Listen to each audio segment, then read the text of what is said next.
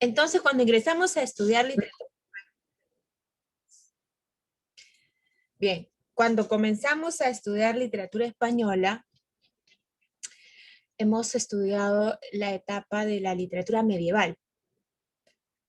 Y ahí, en esa época, ¿qué era la característica, cuál era la característica más resaltante en la Edad Media, jóvenes? O algunas que recuerdas. La literatura medieval.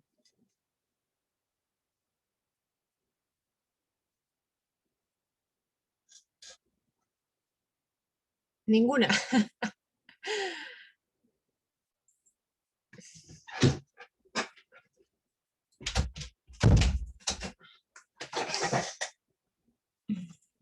Jóvenes. En la Edad Media, ya, yo te voy a ayudar a La recordar. invasión de los árabes. Ajá, ya, claro. Eso Conquista fue un hecho histórico española. importante. La Reconquista española, eso fue un hecho histórico importante que se nota y se observa en las obras literarias de la literatura medieval. Muy bien, ¿no? Y eso es muy peculiar en la literatura española, es muy propio de la literatura española. Pero a nivel general, en la literatura medieval, chicos, lo importante, lo destacado, es que había un teocentrismo, un poderío de la Iglesia Católica. ¿Ya? La Edad Media fue marcada por esta religiosidad, jóvenes. Y después hemos pasado nosotros a la Edad de Oro española. Pero después de la Edad Media, literatura medieval, hemos visto Mester de Juglaría, Mester de Clerecía, eso en el siglo XIII, XIV. Ya en el siglo XV hay un momento de la literatura española llamado pre-renacimiento. Y ahí está Jorge Manrique con Coplas a la muerte de mi padre. Ya su papá falleció, él escribió unas elegías usando una estrofa en particular. ¿Qué estrofa usaba en sus poemas?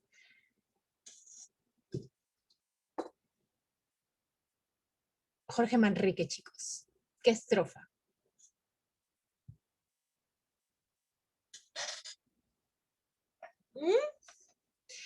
Joven, es una estrofa llamada Copla de Pie Quebrado. Son 40 coplas de Pie Quebrado. Y los temas de esa obra, ya que su padre había fallecido, ¿cuáles eran los temas de esa obra? ¿Recuerdan?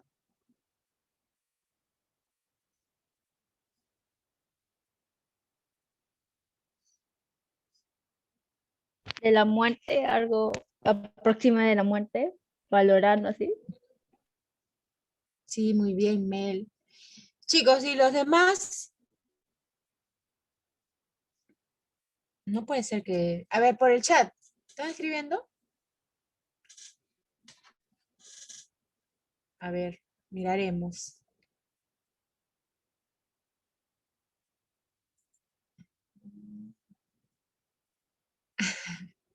Tampoco. Ay, jóvenes, jóvenes. Bueno, a ver, chicos. Entonces, los temas que ahí se plantean en esta obra, dado que su papá había fallecido, entonces empieza a reflexionar sobre la muerte, la fugacidad de la vida, cómo la vida se pasa rápido y cómo se pasa la vida, cómo se viene la muerte, decían los versos. Ya habla de la muerte, la igualdad de todos ante la muerte, y cuando nosotros morimos, nos llevamos algo. ¿Mm? No, no digamos nada. No, por eso habla muy bien, Mel, por eso habla de la banalidad de los bienes materiales, ¿no? Que esto de la acumulación, de tener y tener objetos, cosas, jóvenes, es absurdo porque es inútil, ¿no? Cuando te mueres no te llevas nada, ¿ya? Entonces, la banalidad de los bienes materiales. Y también exalta la figura de su padre, ¿no? Su padre había fallecido, él está muy sensible, elogia a su padre Ese es el prerrenacimiento. Después hemos pasado a un momento de la literatura española de mucha importancia. Es la Edad de Oro española. Chicos, ¿por qué se llama Edad de Oro? Su boom, Miss. Fue el mejor momento de la literatura española. Bien, Vera. Claro, habíamos explicado, ¿no?, que el oro, ¿qué representa el oro?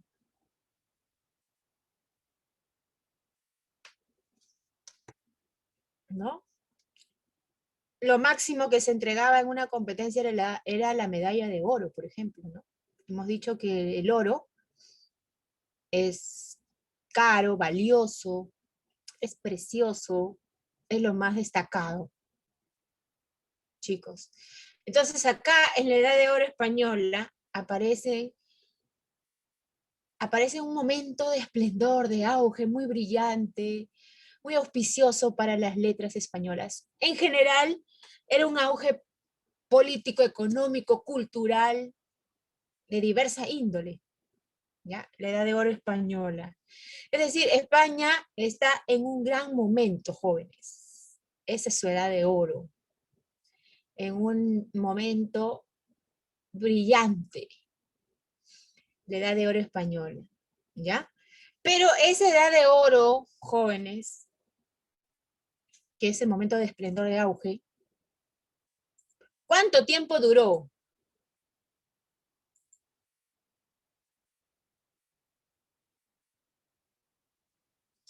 ¿Cuánto tiempo dura?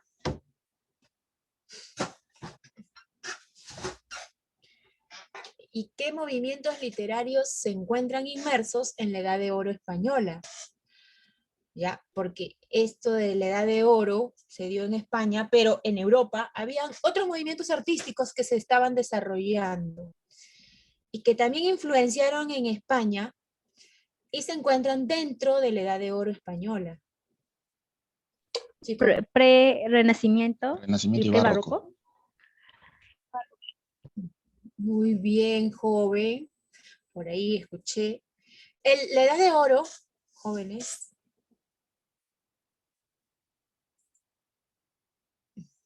no, dice, fue un periodo de florecimiento.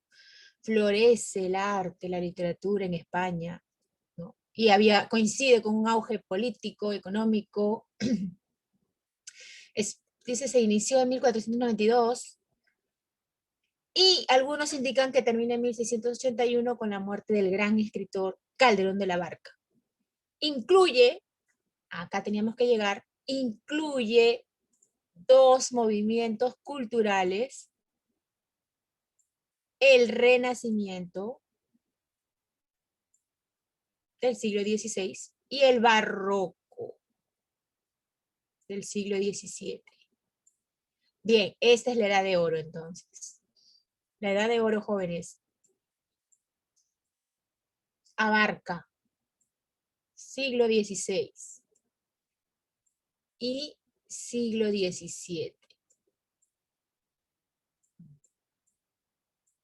¿Ya? Esto hay que recalcar. Esto ya lo debes manejar, es más, ya lo conocen muchos, que la Edad de Oro abarcó 2 siglos, XVI y XVII. Y en el XVI coincide con el Renacimiento, que se había desarrollado y se había expandido por toda Europa en ese siglo XVI. Y el siglo XVII coincide con el Barroco. ¿Ya? Entonces, la Edad de Oro abarcó Renacimiento y Barroco. Esto lo hemos visto desde la semana pasada. Como hoy día continuamos con la Edad de Oro, jóvenes, ¿ya? Y la próxima semana me parece que también Edad de Oro, es que en la Edad de Oro surgen unas luminarias, unos escritores destacados, ¿ya? Lo mejor de las letras hispanas, jóvenes, los más grandes escritores, poetas, narradores, dramaturgos. Y la clase pasada hemos hablado de algunos poetas. Hemos mencionado la poesía en la Edad de Oro, ¿no?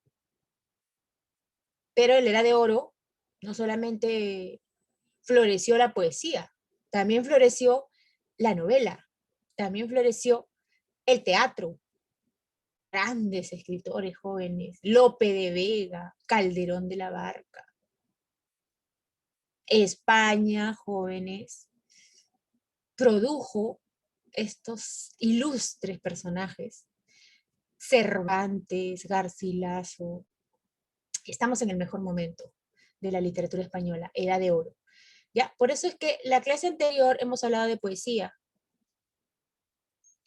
Hemos hablado de poesía renacentista y también barroca, la poesía de la Edad de Oro.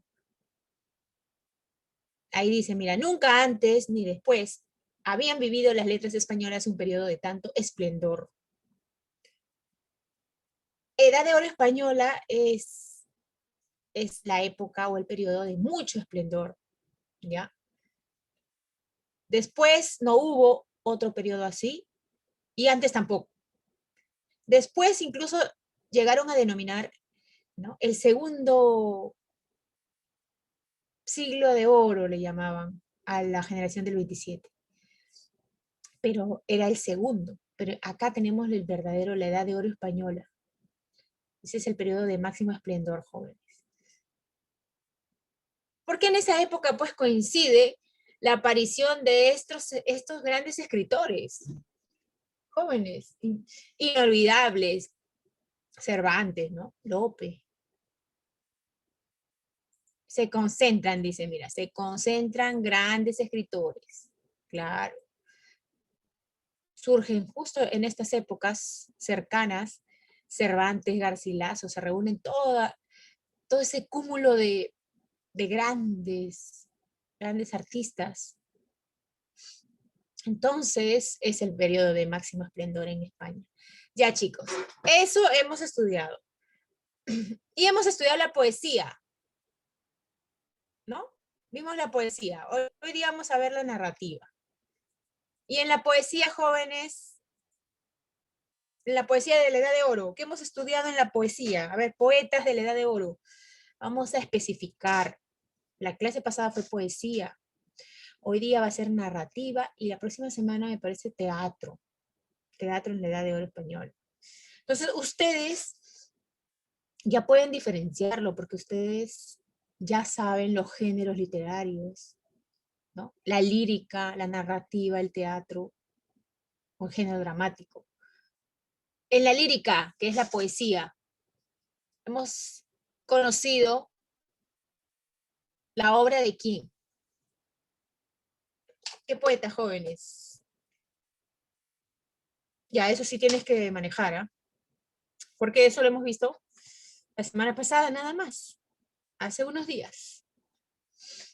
Ya, ¿qué poeta hemos estudiado en la Edad de Oro? Además ya tienes que saber quiénes pertenecen a la Edad de Oro, en qué etapa de la Edad de Oro, si Renacimiento, si Barroco.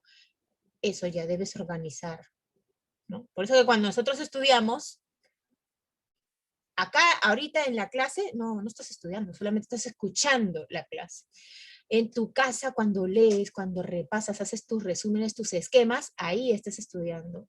Y ahí estás anclando la información de manera organizada, ¿no? Concatenando con tus conocimientos previos. Entonces, jóvenes, cuando tú has estudiado, después que hicimos la clase de Edad de Oro, poesía, lírica, tú estudiaste y has organizado, ¿no? ¿Qué poeta es del Renacimiento? ¿Qué poetas son del Barroco? ¿Qué escuelas? Porque recuerda que la poesía española de la Edad de Oro aparece en varias escuelas poéticas. Por ejemplo, tenemos en el Renacimiento, tenemos escuelas de la poesía, de la lírica. Y en el Barroco también tenemos escuelas poéticas. ¿Ya?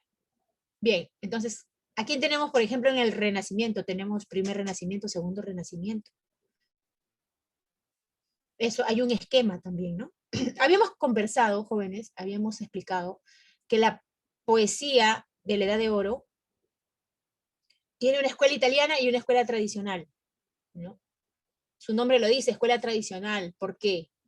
Porque se llama así, escuela tradicionalista, de Cristóbal de Castillejo.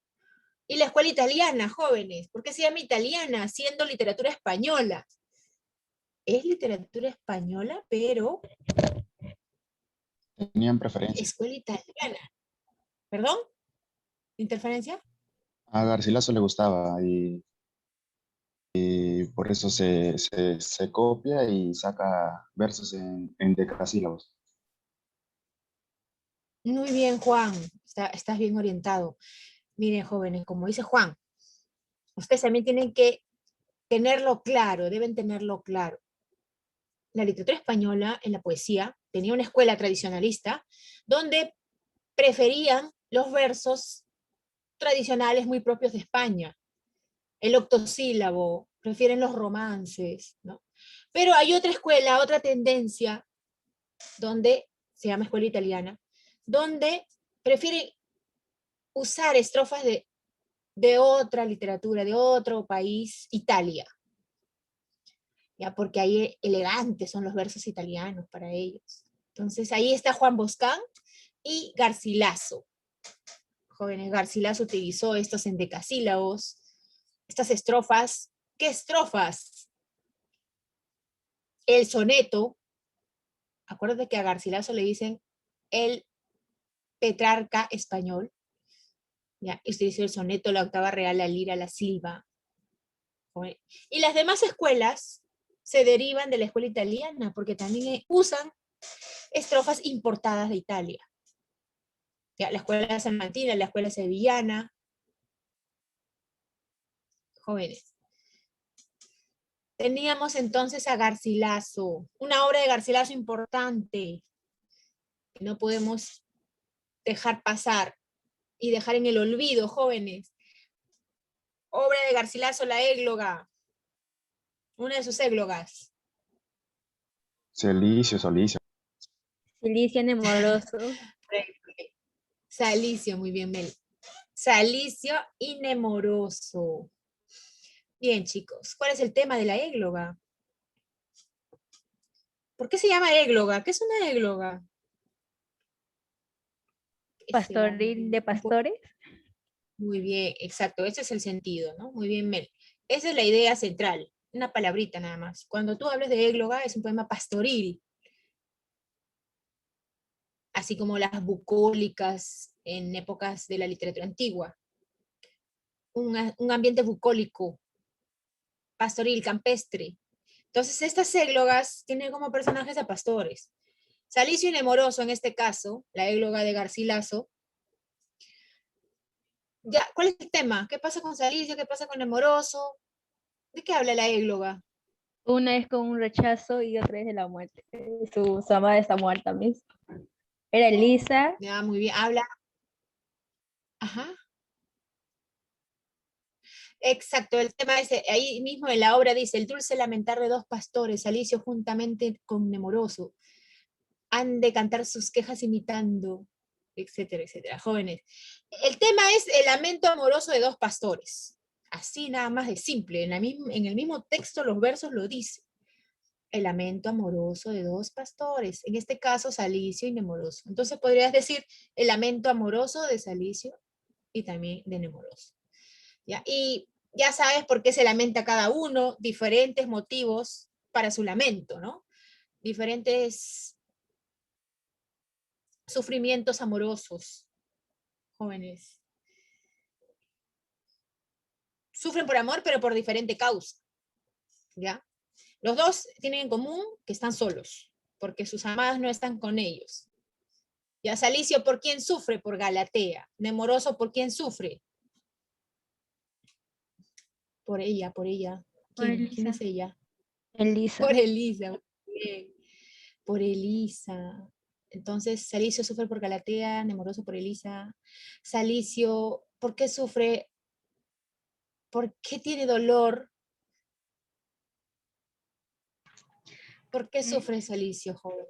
Por el Porque rechazo. Galatea no la ama. Porque Galatea, muy bien, Brioso. Lo rechaza, ¿Galatea qué? No la amo. lo Le da amor. Claro, no le da amor. Galatea es fría, joven lo rechaza, más fría que la nieve, más dura que el mármol. Ya. Y Nemoroso sufre porque... Esa Porque Galatea. falleció. Por la muerte. murió Elisa. Mm, amada murió, joven, está solo ya. Bueno, ya, entonces, esa obra, debes recordar, tiene como estrofa la estancia, que combina versos de 11 y de 7 sílabas métricas, ¿ya? Entonces, chicos, en la poesía hemos visto diferentes, en el barroco también hemos visto Quevedo, Góngora. Hemos visto, ya, debes repasar bastante.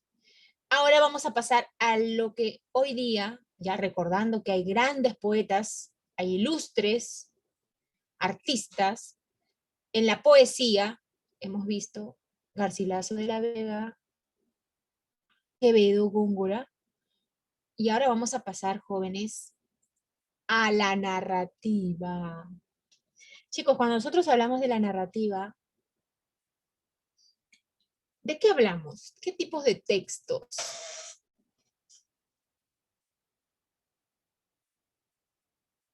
Novela, cuentos. Muy bien, Mel. Novelas, cuentos, relatos, o sea, la épica, ¿no? Lo que diría la época. La narrativa, lo que te va a narrar historias. Acá tenemos, mira, recuerda que la Edad de Oro abarcó Renacimiento y Barroco. ¿Ya? Renacimiento, siglo XVI, y Barroco.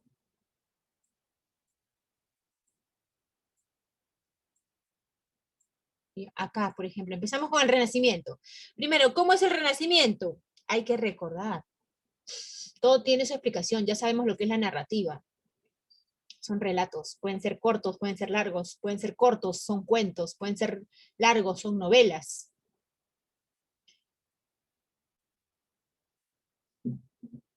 Mira, por ejemplo, esto. Mira. Es extenso, ¿sí o no? Uy. Esto es una novela. ¿Y qué novela? Son relatos extensos, jóvenes, la narrativa, mira, acá narra diferentes situaciones.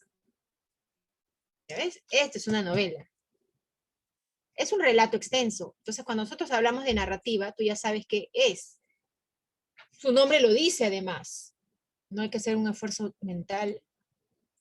Narrar. ¿Ya? Y cuando hablamos de Renacimiento, hablamos de este movimiento artístico que surge ¿dónde? De lo clásico. Surge, ajá, muy bien, esa es su esencia. Revalora lo clásico, muy bien, lo griego, lo romano, y se desarrolla en el siglo XVI, surge en Italia. En Italia los humanistas estaban revalorando lo griego, lo romano, porque en la Edad Media se tuvo oculto todo ese pensamiento, ¿no? Y se priorizó la fe, se propugnó la religiosidad. En el Renacimiento se revalora el antropocentrismo griego, las ideas griegas, lo clásico, el gusto clásico. Chicos, que los griegos querían la armonía, la perfección, el equilibrio. La mitología les encanta, ¿no? Entonces acá el orden. El orden. Eso es el Renacimiento, chicos. Equilibrio, orden, armonía. Vamos a ver más adelante que después aparece el barroco, que es prácticamente lo contrario del Renacimiento. Entonces, cuando nosotros hablamos de Renacimiento, hablamos de revalorar lo clásico, renace lo griego, lo romano, antropocentrismo, el hombre es lo más importante. Ya, entonces nosotros hablamos de narrativa renacentista, siglo XVI. ¿Ya? Cuando hablamos de narrativa en la Edad de Oro española, tenemos diferentes tipos de novelas. Destaca la novela. Jóvenes, surge la novela con fuerza, se desarrolla la novela. Y tenemos diferentes tipos de novelas de acuerdo a los temas. Por ejemplo, las novelas bizantinas. Cuando se refieren a novelas bizantinas, hablan de novelas de aventuras. Dice acá, ¿ves? Tipos de relatos en que predomina la acción. Claro, una sucesión de acontecimientos, aventuras. extraordinarias a veces. Por ejemplo, los trabajos de Persiles y Segismunda. Un tipo de novela. En esta novela no vamos a enfatizar porque vamos a desarrollar más adelante otro tipo de novela muy propio de la literatura española. Novela pastoril. No, su nombre lo dice. ¿De qué trata? Chicos, más o menos como una égloga, más o menos como la historia de Salicio y Amoroso, pero ya no en verso, sino un relato en prosa. Novela pastoril. Temática amorosa, claro, amores de los pastores. En un lugar donde abunda la naturaleza, ¿no? Por ejemplo, Diana, de Jorge de Montemayor, o La Galatea, de Cervantes. Esas novelas pastoriles. Se nota de qué trata, su nombre lo dice, ¿no? Novelas de caballerías. ¿De qué trata las novelas de caballerías? Su nombre lo dice también.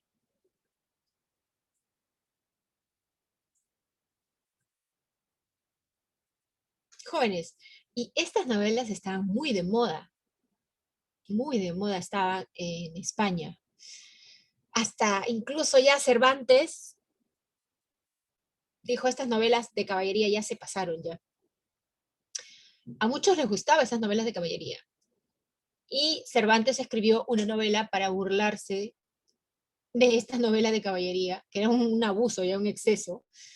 Había muchas novelas de caballería, y unas peores que otras, claro está.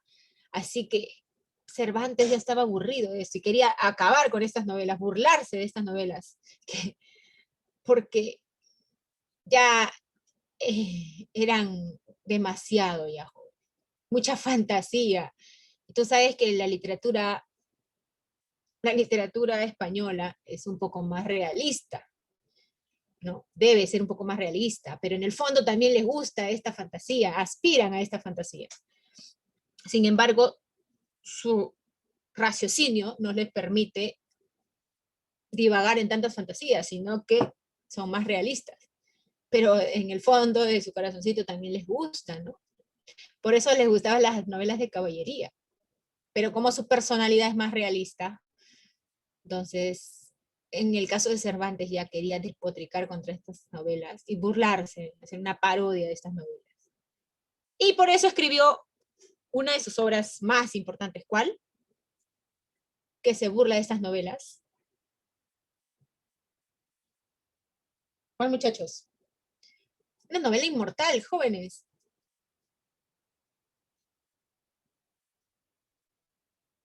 Donde aparece Sancho Panza, Rocinante, Don Quijote. ¿no? Claro, Don Quijote de la Mancha, jóvenes, exacto. Ajá. Muy bien. Entonces, mira, novelas de caballería. La novela morisca, su nombre lo dice, ¿de qué trata? De los moros, pues jóvenes. Tiene que ver con las aventuras sentimentales de moros, por ejemplo, donde los personajes son moros. Las novelas moriscas.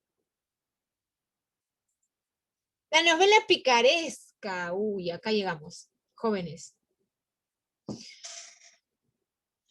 La novela picaresca son novelas muy realistas. Acá vamos a hablar exactamente de este tipo de novelas, ¿ya? Vamos a enfatizar en la novela picaresca.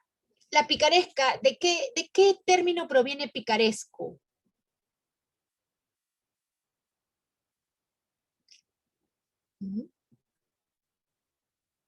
De ser pícara. Muy bien, Gutiérrez, de pícaro. ¿Y quién es una persona pícara? ¿Qué entiendes por pícaro? Avaricioso. Astucia. A mí, Ah, ¿en serio? ¿Avaricioso? ¿Pícaro? ¿Tú crees? Puede ser, ¿no? ¿Mm? ¿Quién es tu profesor más pícaro? Ay, ¿Qué es ¿Será lujuria, atrevido? ¿Ah? Atrevido. Oye, yo la digo eso y tú lujuria. dices, o sea, tu profe más atrevido, ¿no? ¿Lujuria? ¿Cómo? Mel. No, jóvenes, ¿qué entiendes por pícaro? ¿Qué entendemos por pícaro? A ver, a tu mente vienen unas ideas cuando escuchas la palabra pícaro, porque la novela picaresca se llama así porque su personaje, su protagonista, el personaje principal de estas novelas es un pícaro. ¿Pero qué cosa es un pícaro? ¿Mm?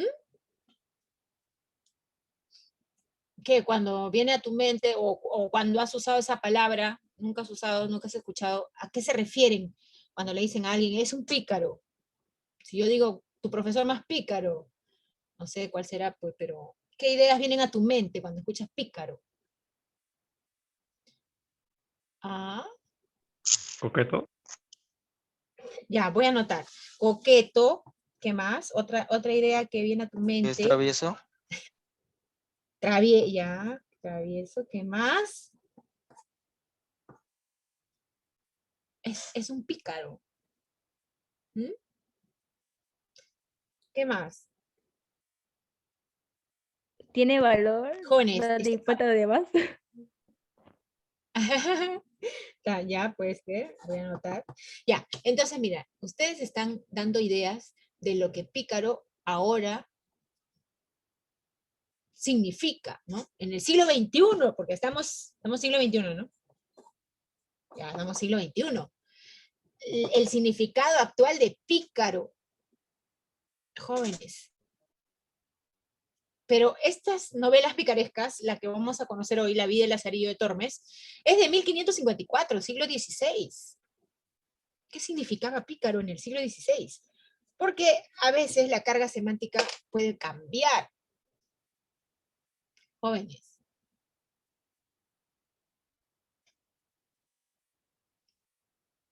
Pícaro ahora lo relacionas tú con una persona coqueta, astuta, travieso, ¿no? Medio bandido. Es un pícaro, ¿sí o no? ¿Quién es tu profesor más pícaro? A ver, me quiero enterar. ¿Qué pasa, Miss? Sí, verdad. Es verdad, es verdad. Jóvenes, bueno, ahí está el pícaro. Jóvenes, entonces mira, este pícaro, este personaje, es el protagonista de estas novelas, ¿ya? Y dice, surge en el Renacimiento, es muy característico de la literatura española, las novelas picarescas, nace en España con la obra El Lazarillo, en 1554, siglo XVI. En esa época, dice, predominaban las novelas caballerescas. No te digo que estas novelas de caballería, abundaba la novela de caballería, y habían estado leyendo mucha novela de caballería. Pero después surge la novela picaresca, más realista. Mira, justamente, en la novela picaresca, ¿quién cuenta la historia? El pícaro. El pícaro cuenta su vida. ¿Ya? El pícaro va a empezar a contar sus vicisitudes, sus aventuras, de sus alegrías y adversidades, ahí está, de sus fortunas y adversidades. Toda su vida lo cuenta el pícaro. Es autobiográfica. En primera persona, cuenta el pícaro su propia vida, todo lo que pasa. ¿Ya? Dice, personaje de baja condición económica, el pícaro, claro. Es realista. Chicos, en esta época ya España no estaba tan esplendorosa. Ya hubo mucho despilfarro, ya empezó la crisis, había en, en el campo ya había mucha miseria, jóvenes, entonces ya están en crisis. Y eso lo va a mostrar la novela picaresca, porque estos pícaros, jóvenes, tenían que afrontar una vida difícil, una vida muy dura, hostil, un ambiente hostil. Critica a la sociedad, ¿no? Y tiene mucho humor, pero un humor negro, jóvenes, se burla. Es que es realista, ve todo lo que está pasando, su país, su medio donde vive, y se burla el pícaro. Mira, el pícaro en el siglo XVI, estamos hablando de 1554, tenía otro significado, pero se relacionan, claro, ¿no? Sus orígenes de esta palabra, el pícaro, significaba persona que sobrevive en un ambiente hostil. Jóvenes, persona que sobrevive en un ambiente difícil, hostil. Y para sobrevivir en este ambiente difícil, duro, hay que ser astuto, hábil, mañoso, utilizar mañas, astucias, y muchas veces engañar a las personas, ¿no? ¿Por qué? Porque tienes que sobrevivir, tienes que estar en luchas constantes para sacar alguna ventaja.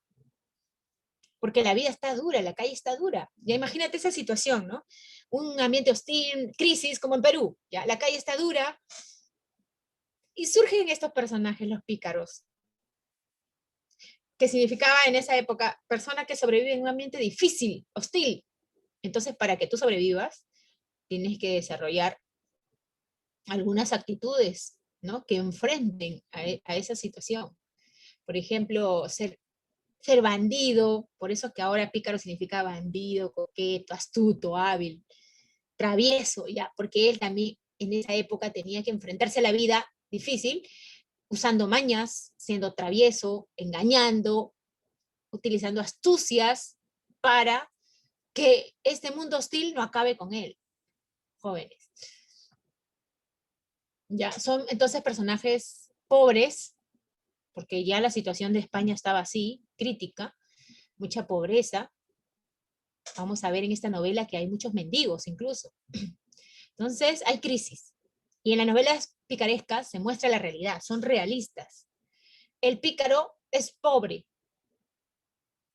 y tiene que sobrevivir porque solamente busca para comer, no hay otra forma. Lo que él quiere es conseguir al menos una estabilidad, que es difícil. Tiene que sobrevivir, ¿no?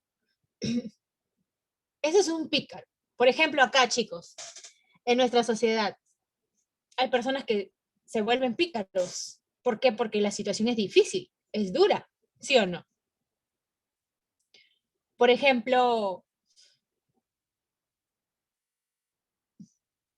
hay personas que han visto en las noticias que piden limosna, porque dice que tienen problemas en la pierna, ¿no? Tienen cojera, por ejemplo, ¿ya? Y está pidiendo limosna. La gente piensa que de verdad, pobrecito, ¿no? Tiene este problema. Y después los han grabado que caminan de lo más normal, ¿no? O hay, por ejemplo, algunos que hacen como que están cieguitos o tienen algún problema para pedir limosna, para causar pena.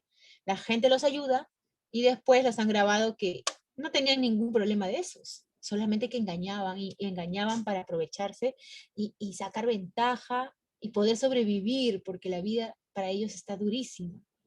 Es un pícaro, ¿no? ¿Has visto esos casos, sí o no?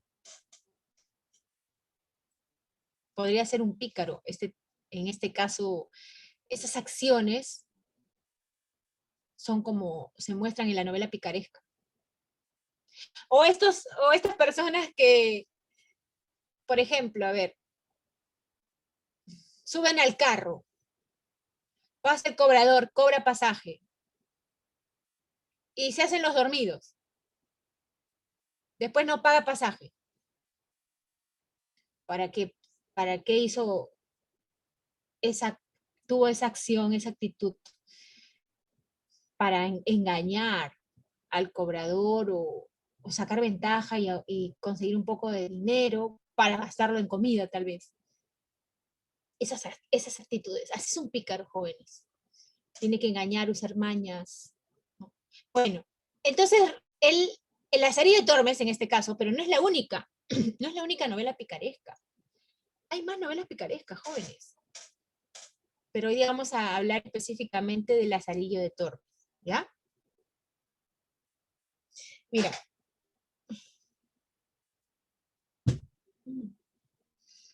Lázaro, ahí está, no, pero hay más novelas, mira, acá está. Por ejemplo, La vida del buscón llamado Don Pablos, Guzmán de Alfarache, La pícara Justina, tantas novelas picarescas, jóvenes. Pero tenemos esta novela que pertenece al Renacimiento de 1554, la novela El Lazarillo de Tormes. El Lazarillo. Jóvenes, ¿quién cuenta la historia? El mismo pícaro, Lázaro. Va a contar su historia. Esta novela, autor anónimo, tiene un prólogo y 7 tratados. Los lugares que se van a mostrar ahí, Salamanca y Toledo. Esta novela, chicos, es de estructura muy sencilla. Obviamente no es un escritor profesional, ¿no? Más diríamos que es popular. Autor anónimo, apareció en 1554, jóvenes, está compuesto por un prólogo y 7 tratados. La novela El Lazarillo de Tormes. ¿Quién cuenta su historia? Lázaro. El mismo Lázaro dice, yo, Lázaro de Tormes, hijo de Tomé González y Antona Pérez, nací a orillas del río Tormes, por eso me llaman así, Lázaro de Tormes. Él va a empezar a contar su vida.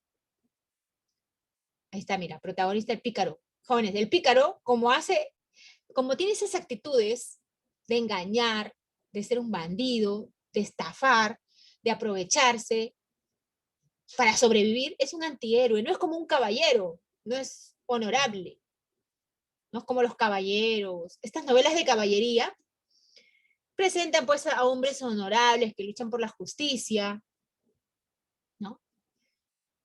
Que defienden a los débiles, ya, pero el pícaro no es así. Por eso es otro tipo de novela más realista. El pícaro es un antihéroe, no tiene honor. El pícaro no tiene vergüenza. Jóvenes. En cambio, el caballero sí. Es importante para él el honor. Para el pícaro no. ¿Qué es importante para el pícaro? Para el pícaro es importante, chicos, sobrevivir, comer, ¿no? Para sobrevivir y comer, no importa si tengo que subir a los carros, vender golosinas o hacer cualquier cosa para comer, lo voy a hacer, dice el pícaro. No tiene honor. Entonces, el pícaro, jóvenes, nos va a contar su historia. En este caso, Lázaro nos cuenta su vida. Es una obra realista. Ya les expliqué. Mira, dice yo, Lázaro de Tormes. Dice, yo, Lázaro de Tormes, hijo de Tomé González y Antona Pérez, nací a orillas del río Tormes. Chicos, Lázaro cuenta, mi padre no estaba con nosotros. Lo acusaron de ladrón. Él dice que sí robó, estuvo en prisión. Él cuenta, ¿no? Mi papá no estaba. Mi mamá se quedó conmigo y tenía que alimentarme. Pero como la vida estaba difícil, tenía que trabajar y buscar diversas maneras de conseguir dinero. Ella daba pensión, lavaba ropa ajena, vendía huevos en mi casa. Así que su mamá hacía de todo para conseguir dinero y alimentarse. A su hijito Lázaro tenía que alimentarlo, jóvenes, ¿no? Entonces, Lázaro cuenta, mi mamá estaba conmigo, para alimentarme tenía que trabajar duro, por eso ella vendía huevos en mi casa. Y venía a mi casa a comprar huevos un moreno, un negro, un sambo. Venía a comprar huevos. Zaire se llamaba. Y a mí no me gustaba que este señor venga a mi casa. Porque cuando venía a mi casa, al principio no me gustaba. Porque se quedaba en mi casa, ¿no? Y a mí no me gustaba eso. Bueno, y después me di cuenta que sí, que era genial que venga el moreno a mi casa. Y se queda hasta el día siguiente. Porque cuando él se quedaba, al día siguiente para el desayuno, en la mesa de mi casa había carne, pan, leche, huevo. Había mucha comida. Jóvenes. Dice, el negro me regalaba comida. Hasta que después me regaló un hermanito. Jóvenes. Entonces el moreno Zaire se convirtió en el padrastro de Lázaro.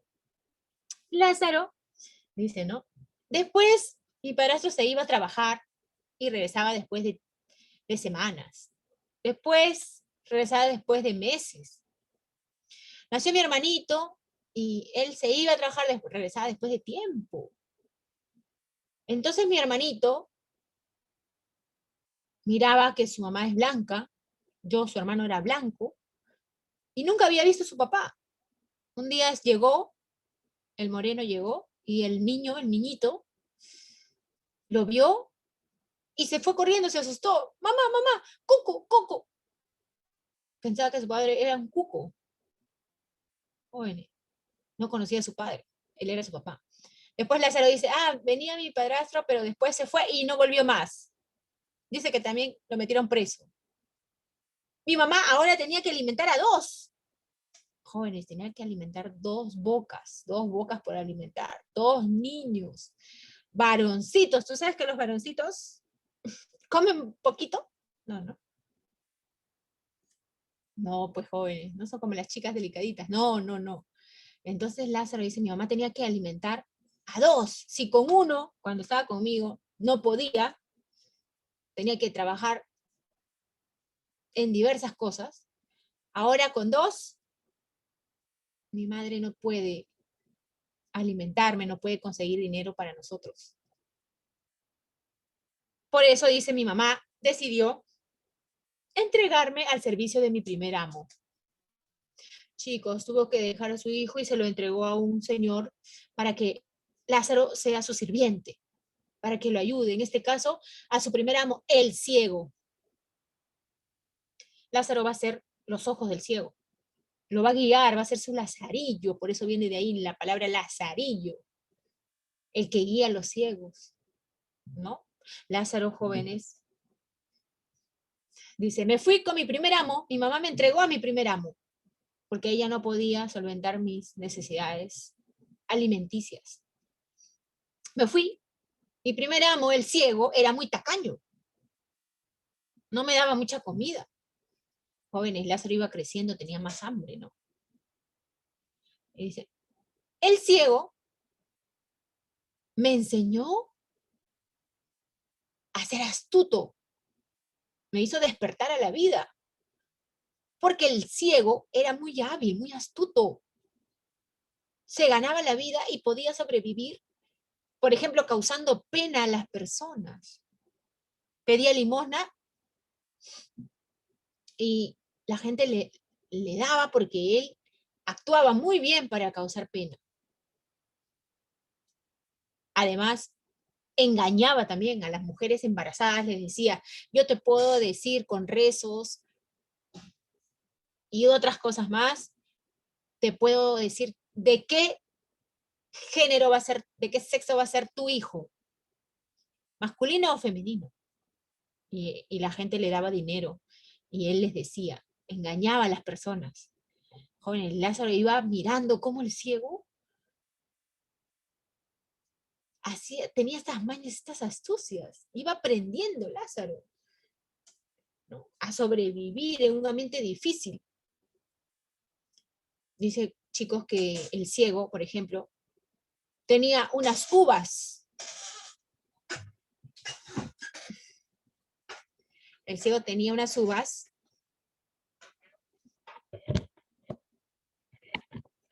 Y le dijo, Lázaro, vamos a comer las uvas, porque estaban maduras. Le dice, ya, te voy a invitar las uvas. ¿De verdad, amo? Porque el ciego no le daba mucha comida a Lázaro. Sí, sí, sí, vamos, te voy a invitar uvas. Vamos a comer. ¿Quieres comer? Ya, sí. Entonces, vamos a comer, pero por igual. Ya, Lázaro, empieza a comer. Lázaro comía las uvas de uno en uno, y el ciego comía las uvas, como el ciego se daba cuenta que Lázaro comía más rápido, porque estaba más hambriento, comía más rápido y se acababa más rápido las uvas, tenía más porción para él. Entonces el ciego empezó a comer las uvas de 2 en 2, ¿no? Porque si no, Lázaro se las acababa. El ciego empezaba a comer las uvas de 2 en 2. Y Lázaro se dio cuenta. Lázaro dijo, ¿qué? En su mente, ¿no? Pensó, pero... Y Lázaro empezó a comer las uvas de 3 en 3. El ciego, jóvenes, se molestó y ¡pum! Le dio un golpe a Lázaro. ¡Ay, amo! ¿Por qué me has pegado, amo? Lázaro, ¿por qué haces eso, Lázaro? ¿Qué cosa, amo? Lázaro, no te hagas ya, que te estás comiendo más uvas que yo. No, amo, no, ¿por qué dices eso, amo? No. Sí, Lázaro, no me engañes. Yo sé que estás comiendo más que yo, porque yo estoy comiendo de 2 en 2 y tú no reclamas, no dices nada. Es porque estás comiendo más que yo, porque si no reclamarías. Jóvenes, Lázaro se daba cuenta que el ciego era difícil de engañar, era muy astuto. Y él iba aprendiendo esas astucias, a sacar buenas conclusiones, a enfrentarse a la vida con mañas, ¿no? Para poder sobrevivir. Lázaro iba aprendiendo todo como una esponjita, así son los niños. Van aprendiendo, absorbiendo todo del entorno, jóvenes. Y Lázaro iba aprendiendo las astucias de su amo, ¿no? Claro, a cocachos aprendí, pero iba aprendiendo, jóvenes. Y después Lázaro, así también, con astucias, con engaños, le robaba su vino al ciego, ¿no? Hacía un huequito y le ponía de tapón una cera, ¿no? Derretía la cera y tomaba vino de ese huequito. Y el ciego no sabía por qué su vino se acababa, porque Lázaro estaba de esa manera. Aprendía Lázaro a ser hábil, a buscar recursos para poder conseguir, aunque sea bebidas, comida. Después un día le regalaron al ciego una longaniza. ¿Qué es una longaniza, chicos? Una longaniza es una carne larga, ¿ya? Y le regalan al ciego. El ciego dice, uy, qué rico esta longaniza, esta carne asada es muy rica. Entonces la pone en el asador, van a un lugar, pone su carne en el asador, la deja al fuego y le dice, Lázaro, ven. Y la carne empieza a oler muy rico. Lázaro, ven, ven. Toma, anda, cómprame vino, porque esta carne combina muy bien con vino. Ya, amo. Le da dinero para que le vaya a comprar vino, pero antes de irse Lázaro empieza a oler qué rico este olor de la carne asada y no puede resistir. Lázaro tiene hambre, es que el ciego no le da suficiente comida, jóvenes. Lázaro empieza a oler, no puede resistir, agarra el asador, como el ciego obviamente no lo ve, agarra, quita la carne y en vez de la carne pone un nabo y lo deja ahí. Y la carne se la come, pero rápido, no mastica, se la pasa. Ya tiene que ir rápido y volver. Cuando regresa, el ciego estaba molesto, estaba renegando, ya se dio cuenta. Lázaro, ven, amo, ya te traje tu vino ya. Lázaro, me han robado mi carne, Lázaro, ahora sí te voy a matar, Lázaro. No, amo, ¿por qué? Si yo me fui a comprar vino, yo no robé tu carne. Ah, sí, te fuiste, pero no, Lázaro, tú has robado mi carne, tú siempre me robas mi comida. No, amo, yo no fui, yo fui a comprar vino. Mira, acá está tu vino, acá está tu vuelta. Mira, ¿qué es esto? Un nabo. Un nabo, yo no, yo tenía una carne. ¿Dónde está mi carne? ¿No has visto aquí me robó Lázaro? No, amo, yo me fui. Sí, sí. Ah, ya. A ver, Lázaro, ven. ¿Para qué, amo? Ven, ven, Lázaro. Abre la boca, Lázaro. Jóvenes, abre la boca, le dice. Mira, acá está, ve. Y el ciego, jóvenes, mete su nariz puntiaguda, acá está, mira, en la boca de Lázaro. ¿Ah? Primero le revisa, le mete el dedo en la boca, no hay nada, ya. Le mete la nariz en la boca, quiere oler. Así huele a carne asada, jóvenes. Mete una nariz aguileña puntiaguda en la boca de Lázaro. Y Lázaro recién apenas acaba de terminar de comer. Ni siquiera ha digerido bien y siente esa punta de la nariz en la garganta. Así que Lázaro, jóvenes, no puede más con las náuseas y mira lo que pasó. ¿Qué pasó? Que si te meten algo en la nariz, en la garganta, jóvenes, ¿qué cosa te provoca? Vómito. Y recién acabas de comer. Claro, pues mira lo que hizo. ¡Guau! Terminó todo vomitando Lázaro en la cara del ciego, en el cuerpo del ciego. Y el ciego, ya ves, Lázaro, yo sabía, yo sabía. Tú te has robado mi carne, ahora sí, Lázaro, no te va a salvar nadie, te va a salvar. Agarró un palo, chico, empezó a golpear, a palear a Lázaro, y venían las personas, venían, y decían, pobre muchacho, lo vas a matar, ¿por qué lo tratas así? Y el ciego muy astuto, este muchacho se roba la comida de un pobre ciego, ¡oh! Causando pena. Ya, dale más duro, dale más duro. Jóvenes, y estaba pegándole a Lázaro, lo dejó mal, mal, mal, mal herido. Jóvenes, Lázaro en ese momento juró vengarse del ciego. Ya no, ya, mucho maltrato, ¿no? Mucha falta de comida. Dijo, me voy a vengar de este ciego. Y decía, me voy y lo voy a dejar porque no creo que tenga un amo peor que este. Él consideraba que su amo, el ciego, era lo peor, que va a encontrar otro amo. Él pensaba encontrar otro amo y que su amo, su segundo amo, iba a ser mejor, definitivamente, porque no hay nada peor que el ciego, pensaba él. Entonces dijo, me voy a vengar de este ciego. Ya, mucho maltrato. Después de esa golpiza, él no se olvidó y dijo, voy a vengarme de este ciego, voy a abandonar a este amo. Jóvenes, como un día estaba lloviendo, se le ocurrió, es mi oportunidad, voy a hacer lo que voy a hacer para abandonar a este ciego. Estaba lloviendo y había estas lluvias en España, jóvenes, no son como las lluvias acá en Perú. No, en Lima, no, no, no. Las lluvias de Lima, las lluvias de Lima son muy suavecitas. Pero allá, jóvenes, unas lluvias intensas, había unos charcos muy grandes y Lázaro tenía que guiar al ciego. El ciego le decía, Lázaro, guíame, por favor, por una zona donde no haya mucha agua. Me estoy mojando todos los zapatos. Donde no hay muchos charcos grandes. Ya, amo, está bien, amito, te voy a guiar, le decía Lázaro.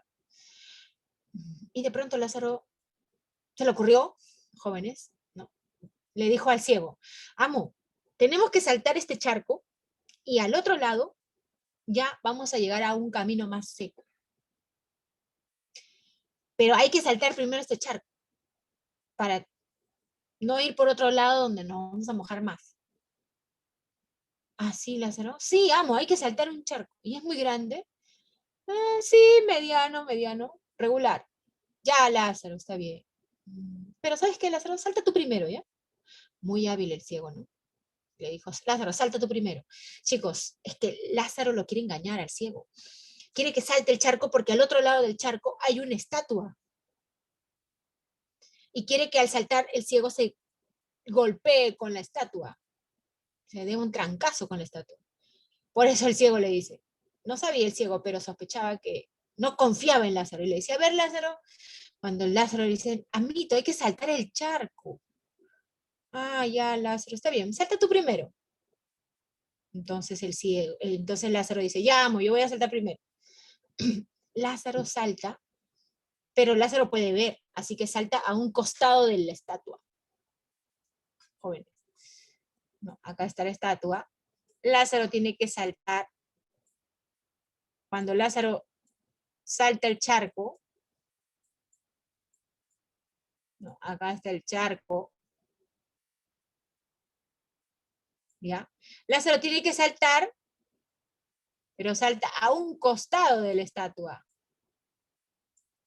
Jóvenes. Ahí está. Porque Lázaro puede ver, pero el ciego, cuando Lázaro le dice, ya amo, ahora sí, amito, salta para seguir por otro camino más seco, donde no hay charcos. Ah, ya Lázaro, el charco es grande, más o menos, ya, entonces voy a tomar vuelo. El ciego retrocede, jóvenes, y después corre, corre, corre, salta, y como él no puede ver, ¡pum!, se estrella contra la estatua. Jóvenes. Y Lázaro logró su cometido. De estrellarse contra la estatua, rebotó el ciego y cayó al piso. Así terminó el ciego desmayado. Y Lázaro se acercó al ciego y le dijo, ay, ay, ay, ay, pobre cieguito, ¿cómo has olido la carne y no has podido leer la estatua? Se burla del ciego, jóvenes. Y se va. Abandonó a su primer amo. Está contento, dice, ay, qué bueno, ahora voy a conseguir otro amo, mejor que este ciego, tacaño, abusivo. Se va y espera que su segundo amo sea mejor que el ciego, jóvenes. Pero su segundo amo es peor que el ciego. Su segundo amo, el clérigo. Consiguió este amo y el clérigo era peor que el ciego. ¿Por qué el clérigo no le daba de comer? Jóvenes, tenía todo guardado el clérigo en una despensa, en una habitación guardaba su comida, su carne, su queso, su pan. Lo guardaba. Y a Lázaro solamente le daba cebollas para comer en la semana. Jóvenes, a ver, ustedes aliméntense con puras cebollas. ¿Ah? Comer cebolla nada más. Jóvenes, Lázaro se moría de hambre y no abandonaba al clérigo porque no tenía fuerzas. Para que tú puedas irte caminando, tus piernas deben tener fuerza suficiente para soportar el peso de tu cuerpo. Pero Lázaro no tenía fuerza, sus piernas, no podía irse. El clérigo lo mataba de hambre. Era peor que el ciego, jóvenes. El clérigo tenía comida. Bueno, el ciego no tenía comida, ¿no? Lo poco que conseguía lo compartía con Lázaro. Pero el clérigo tenía comida y lo tenía guardado. Y era muy tacaño con Lázaro. Ahí en la novela vemos cómo se critica a los clérigos, a los religiosos, a la iglesia, jóvenes. Y entonces Lázaro tenía una vida difícil ahí con el clérigo también, su segundo amo, ¿ya? Y el clérigo no le daba de comer. Lázaro tenía que robarle al clérigo, porque incluso llegó una persona que hacía llaves, y Lázaro había encontrado el lugar donde el clérigo tenía la llave de este lugar donde guarda su comida, su pan. Así que Lázaro le dijo al Señor, por favor, cuando su amo no estaba, haga, haga la llave de este cuarto, ¿no? Porque yo lo he perdido y mi amo se va a molestar. Y yo le voy a pagar con la comida que está ahí adentro. Le engañó. Le hicieron una llave de ese lugar. Jóvenes, le dijeron ya. Entonces él pagó con lo que estaba ahí y empezaba a robar la comida. Tenía ya la llave de ese lugar, abría y se comía los panes. Pero después el clérigo empezaba a notar que le faltaba comida, le faltaban panes. Y Lázaro se dio cuenta, uy, ya no puedo comer así ya porque el clérigo va a sospechar. Así que empezaba a pellizcar los panes. No, porque el clérigo empezó a contar cuántos panes había. Jóvenes. Y Lázaro empezaba a pellizcar los panes. Y cuando el clérigo entraba, miraba los panes pellizcados, decía, ¿qué es esto? Son ratones. Empezó a tapar todos los huecos que habían por ahí. Y después Lázaro entraba y pellizcaba los panes. Entonces el clérigo, empezaba a ponerse preocupado, ¿no? Y a las señoras que venían, les contaba, no sé qué pasa, creo que hay ratones, pero yo ya tapé todos los huecos y están mis panes pellizcados. Y la gente le decía, debe ser una serpiente, porque están dando por aquí una serpiente. ¿Una serpiente? Sí, ten cuidado con la serpiente. Ya, voy a estar más atento. Niños, el clérigo no podía dormir bien, estaba muy atento. Estaba con miedo de que venga la serpiente. Él pensaba que una serpiente se pellizcaba sus panes. Y escuchó un ruido. Es que, jóvenes, Lázaro estaba durmiendo, pero Lázaro se escondía la llave en la boca. Metía la llave en su boca, porque si venía el clérigo y buscaba por todos lados no iba a encontrar. Cuando dormía, tenía la llave en la boca. Y el clérigo escuchó un ruido, porque en la llave hay un huequito, y cuando Lázaro respiró por la boca, se produce un sonido. Y se escucha. El clérigo escuchó, y estaba nervioso, porque pensaba, la serpiente, pensaba. Jóvenes, el clérigo agarró su lamparín, estaba alumbrando, y escuchaba, ¿de dónde viene ese sonido? Iba con su lamparín alumbrando y llegó hasta el origen de ese sonido. Es donde está durmiendo Lázaro. El clérigo alumbra, ese sonido viene de la cabeza de Lázaro. La alumbra más cerca, viene de la boca de Lázaro. Y cuando está alumbrando, el clérigo se fija que dentro de la boca de Lázaro está la llave. Así que tú eras la serpiente, ¿no? Jóvenes, el clérigo golpea a Lázaro y le da duro. Robando la comida, eres un vil ladrón. Jóvenes, le da de alma tanto que Lázaro no puede moverse, por lo tanto no se puede ir. El clérigo, después que se recuperó ya, Lázaro, lo botó. Le dice, ya, ahora te puedes ir, eres más tuyo que mío. Lo botó por ladrón. Jóvenes, y Lázaro dice, no importa. No puede haber un amo peor que el clérigo. Y su tercer amo, el escudero, jóvenes, era, digamos que puede ser peor que el clérigo, porque el escudero no le daba de comer nada a Lázaro. Más bien Lázaro tenía que darle de comer al escudero. Está en una mala suerte que tiene en la vida Lázaro, de sus desventuras y adversidades, ¿no? Todas las adversidades que está pasando. Su tercer amo, el escudero, jóvenes. ¿No? Mira, el escudero es una persona que anda bien arreglado. Cualquiera que lo vea pensaría que él vive en un palacio, un castillo, porque él sabe muy bien que en este mundo las apariencias importan mucho. Así como te ven, te tratan. Entonces el escudero se dio cuenta que a la gente, las apariencias, para ellos, para las personas, influyen mucho. Y se ponía una capa y hacía parecer que él vivía en un palacio, en un castillo.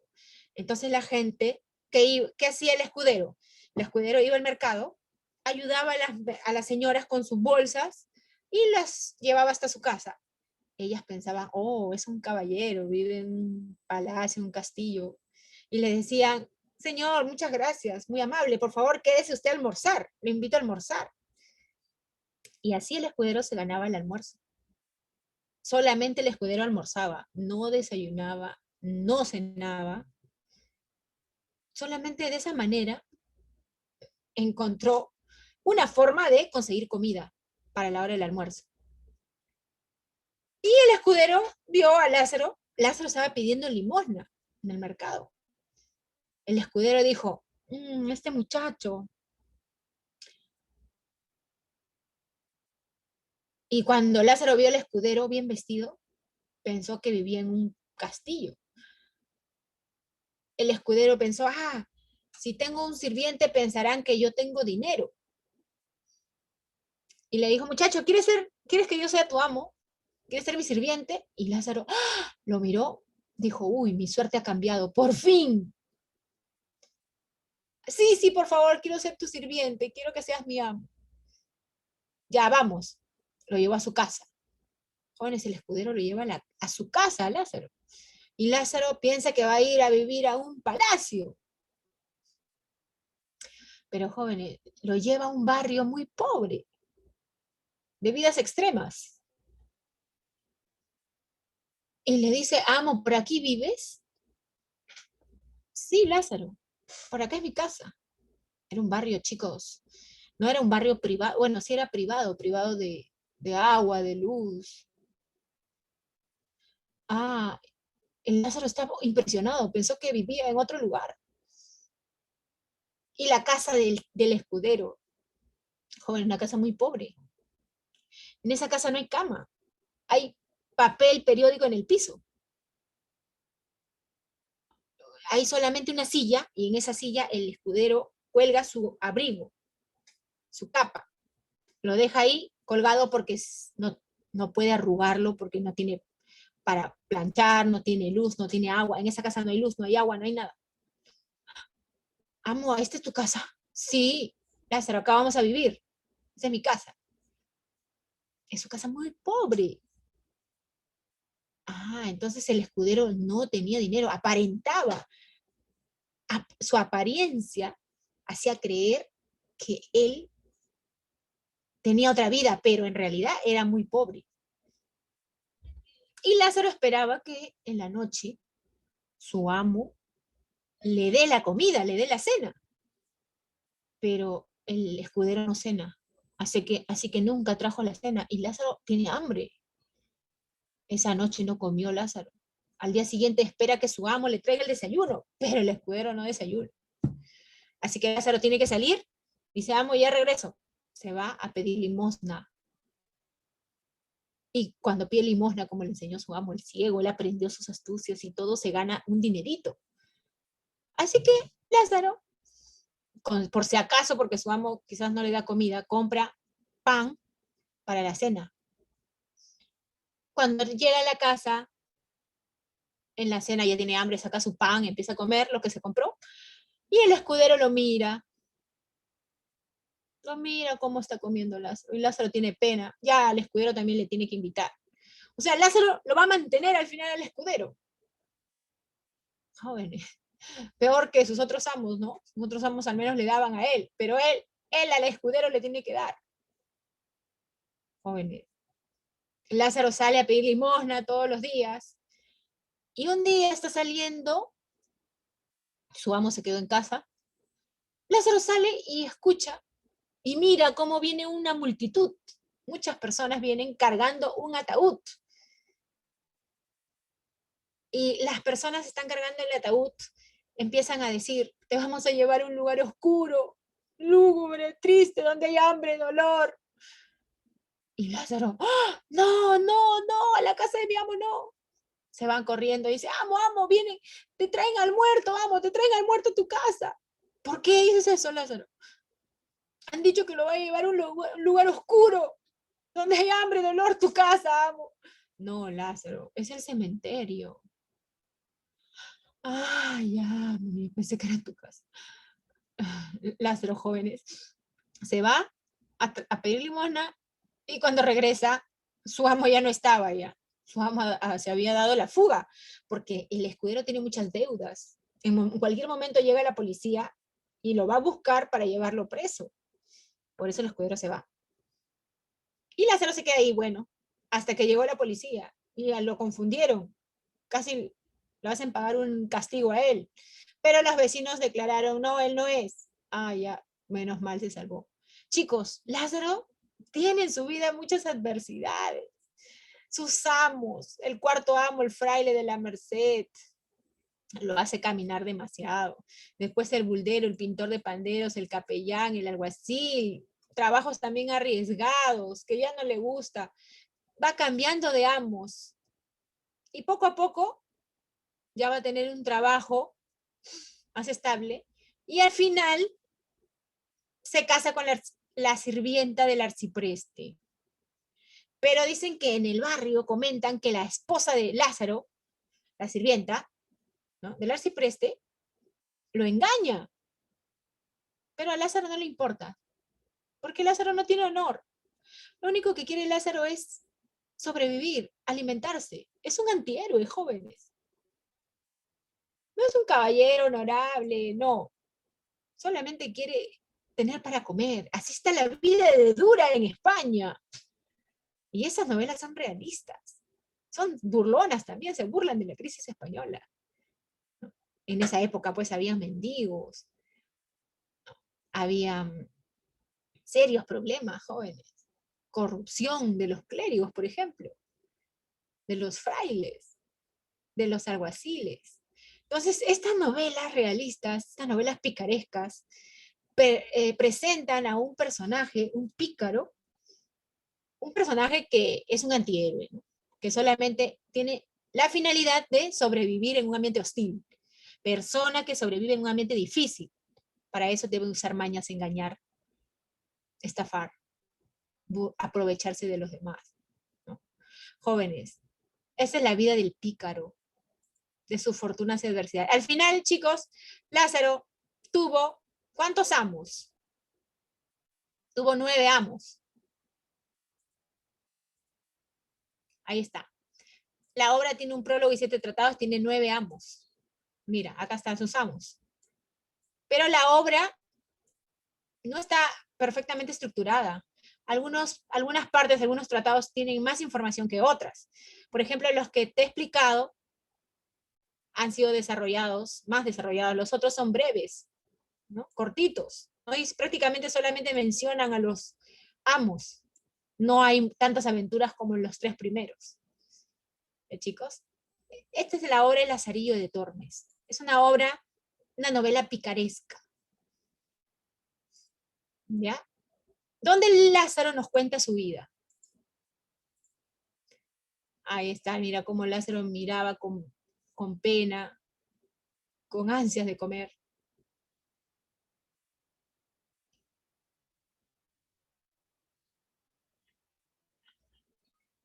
Era pobre Lázaro, ¿no? Chicos, después viene el siglo XVII. En el siglo XVII. Antes, te voy a compartir.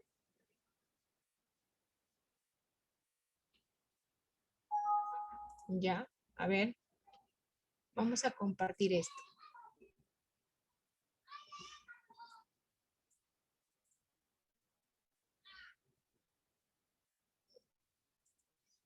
Más o menos la historia de Lázaro, ¿ya?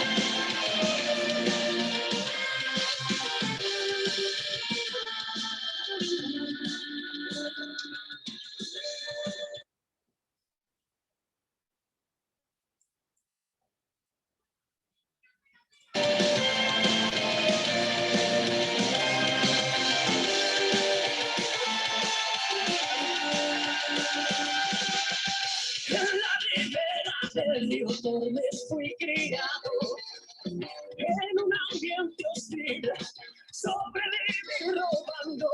Mi pobre triste madre me entregó el cielo, que se la había morido sus manos. La picaresca se adueñó de nuestras vidas, una vida tan cruel, donde no había salida.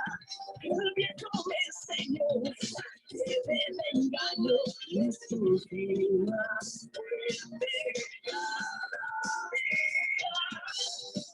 La vida es una batalla de suerte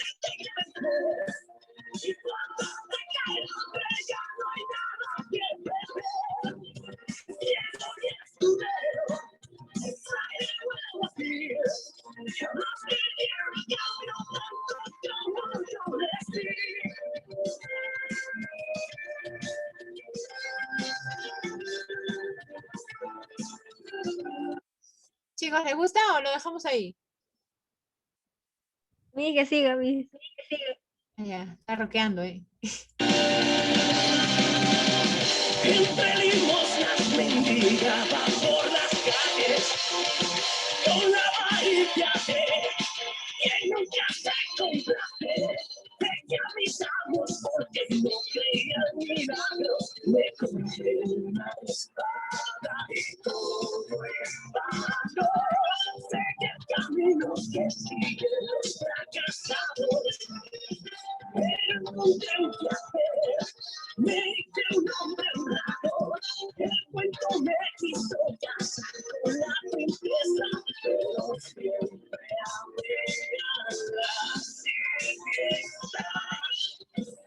La vida es una batalla, de suerte y tiempos.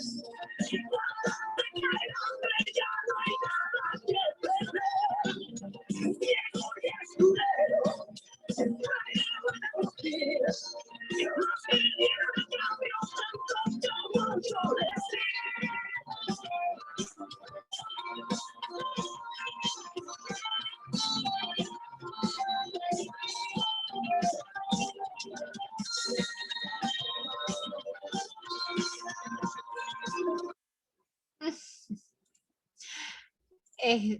¿Qué les parece, jóvenes? Es un retrato de lo que es la vida de Lázaro, ¿no?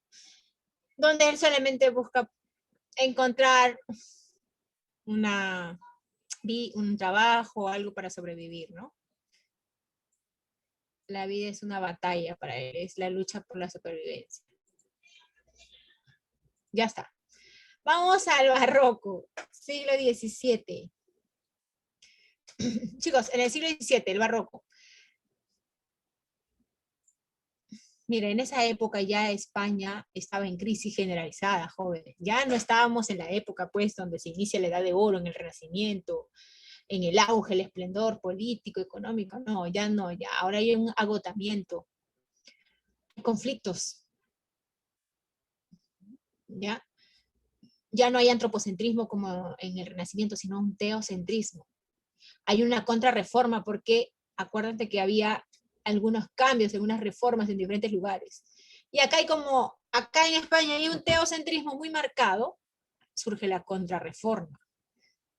Entonces, chicos, estamos en una etapa de pesimismo, de sensación de decadencia, en crisis, ¿no? Ya se estaba observando eso en la novela El Lazarillo de Tormes, ya se nota cómo ya el despilfarro de los reyes, por ejemplo, estaba llevando a la crisis generalizada.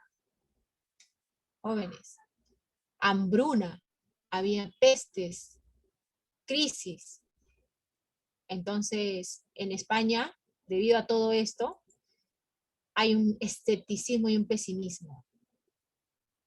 ¿Quién nos puede ayudar? Solo Dios. Dios nos va a ayudar. Por eso surge la contrarreforma, ¿no? Un marcado teocentrismo. Jóvenes. España está en crisis, hay escepticismo y pesimismo. Y surge el barroco por eso. Mira, el barroco, ¿cómo es un arte barroco? Totalmente contrario a lo que era el Renacimiento, chicos. El Renacimiento era equilibrio, orden, armonía, ¿no? Esto es opuesto, mira, opuesto al Renacimiento, opuesto al Renacimiento. Al barroco le gusta lo exagerado, ya no hay equilibrio, hay exageración, hay desborde, demasiado adorno. ¿Cómo es un estilo barroco, jóvenes? Mucho adorno. Adorno recargado, exagerado, se ve, por lo tanto, desorden. Por ejemplo, miren, jóvenes, tú has ido a Girón de la Unión antes, ¿no? Porque ahora no puedes salir, ni a la esquina. Cuando ibas a gironear, estas personas que en Girón de la Unión venden piercing, venden estos aretes. ¿Cómo es su look? Los que te venden piercing, o los que te venden tatuajes. ¿Cómo es su look? fan. ¿Ah? ¿Cómo es su look del que te vende tatuajes, por ejemplo? Ellos también tienen muchos tatuajes, ¿sí o no? O el que te vende piercing tiene aretes por todos lados. Arete en la nariz, en la lengua, Exagerado. en las orejas, tiene varios. Es un adorno recargado, mucho adorno. ¿Está claro eso? ¿Cómo es un estilo barroco?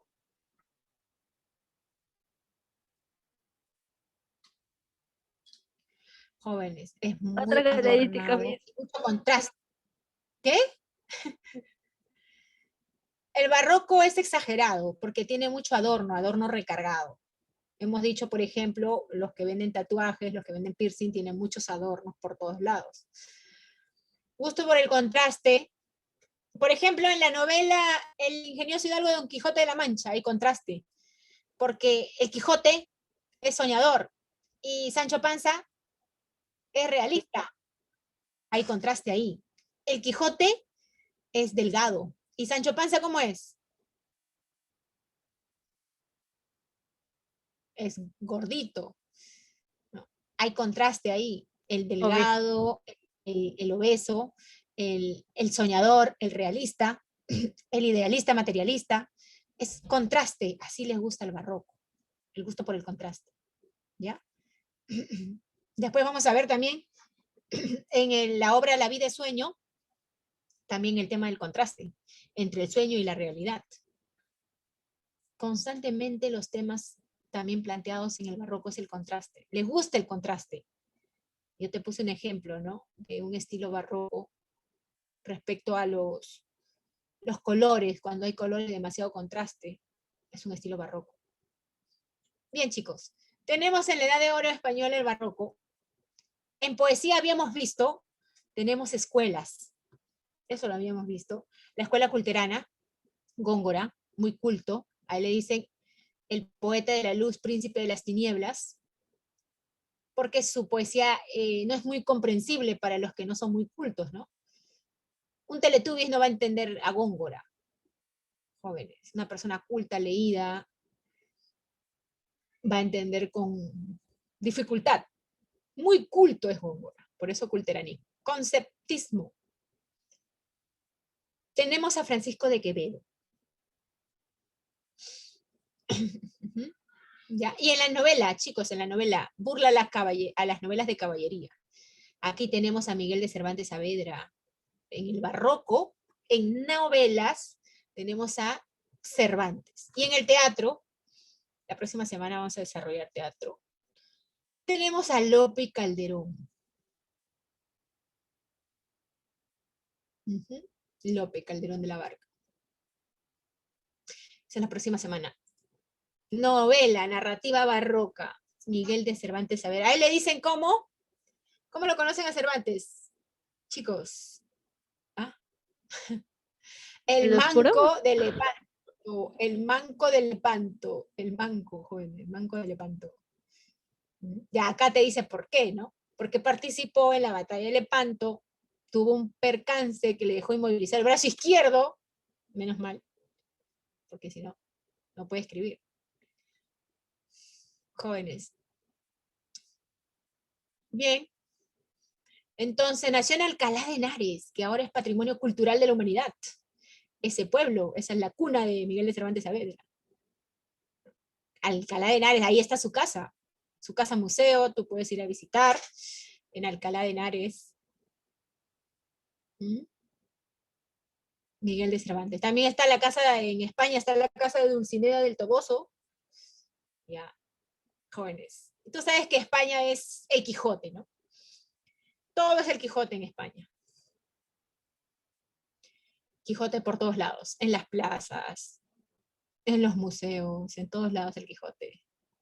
Alcalá de Henares, él estuvo en Alcalá de Henares, también estuvo por Italia, en Lepanto, estuvo en prisión, en Sevilla estuvo en prisión, y dice justamente que su novela El ingenioso hidalgo Don Quijote de la Mancha fue escrita en la prisión. ¿Ya?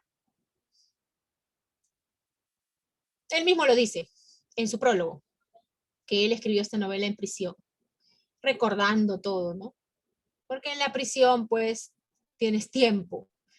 y él estaba dedicándose a esta labor de escribir, pero ya era un hombre joven, bajado ya, más de 50 años. Y mira la obra maestra que brotó de su pluma, pasados los 50 años, ¿no? Ya en la madurez de su vida. Él al principio escribía obras de teatro, pero como apareció una luminaria en el teatro, que jóvenes arrasaba con cualquiera que quería empezar a incursionar en escribir teatro, apareció Lope, pues, ¿no? Lope prácticamente lo abarcó todo, jóvenes, Lope de Vega, lo máximo en teatro, un genio, el monstruo de la naturaleza, Lope. Y Cervantes no destacó mucho en teatro. Tiene obras de teatro, tiene poemas, y al final ya casi de su vida, jóvenes, escribió esta novela, El ingenioso hidalgo Don Quijote de la Mancha. Mira, tiene diferentes obras, ¿ah? Él también es multifacético. Poemas, novelas, teatro. Pero su obra más destacada, la obra que lo lleva a la inmortalidad, traducida a muchísimos idiomas, El ingenioso hidalgo Don Quijote de la Mancha. Jóvenes, que tiene dos partes. ¿Viste, no? Viste que te mostré El Quijote. Es un libro voluminoso. Ya, mira, primero publicado en 1605. Ya, él estuvo en prisión en 1602. Su primera parte del Quijote está publicada en 1605. Y después, él lo dejó ahí ya, pero apareció una parte apócrifa. Alguien más, otro autor, que no era Miguel de Cervantes, había publicado en 1614, niños, la segunda parte del Quijote. El Quijote apócrifo. Pero a Cervantes, jóvenes, eso no le gustó, ¿no? Que apareciera otra parte del Quijote y él no lo haya escrito, o sea que lo han bambeado, joven. El Quijote apócrifo. ¿Ya? Inmediatamente Cervantes empezó a escribir la segunda parte verdadera del Quijote. Y en esta segunda parte ya el personaje muere. ¿Para qué? Él mismo dice, para que no hayan otras personas que empiecen a escribir sobre sus aventuras, ¿no? Que no sea el verdadero autor. Porque si lo deja vivo al protagonista, otros van a escribir una obra donde continúan las aventuras de este personaje. Y Cervantes no quería eso, por eso él mismo hizo que el personaje muera ya en la segunda parte, para que ya no haya otro. Muy bien, Quijote apócrifo. Jóvenes. Y por eso se apresuró en publicar en 1615 la segunda parte verdadera del ingenioso caballero Don Quijote de la Mancha. Ya mira, entonces, acá tenemos el Quijote. Chicos, Alonso Quijano, su verdadero nombre, ha leído mucho, tiene una pasión, ¿no?